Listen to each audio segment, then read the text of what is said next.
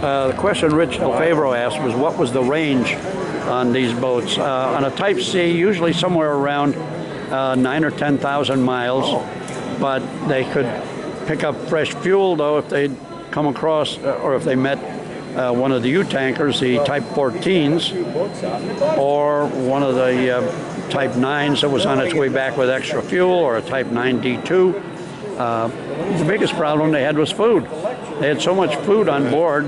One of the bathrooms, they had 2 heads on board. One of them was all loaded up with food. You couldn't even use it. And they had food hanging everywhere. And there was cockroaches and stuff too. Most likely. The Italian submarines were loaded with lice. Japanese loaded with cockroaches. And the German subs, who knows? Yes. The Liberals haven't gotten rid of this yet. I think it would cost them a bunch. Yeah. But they would if they could. I imagine they would. The Type VIIs, they had a much shorter range.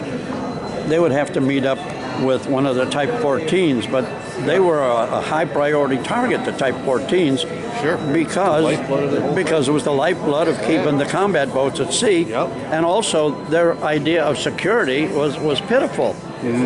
One of the guys I knew who was on a Type 9 said they rendezvoused with a Type 14 and another U-boat also on the other side of the Type 14. They both took on fuels.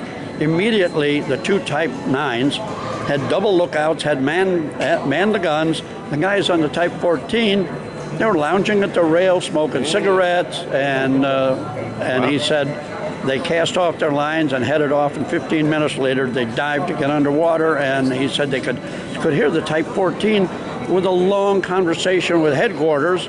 And he said within half an hour they could hear the bombs going off and the Type 14 was gone.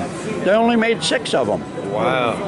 In the early stages, they would meet with, like you saw in Das Boat, they'd go into a harbor, and they had those German supply ships in there. Man, they should have thought better on that one. Yeah.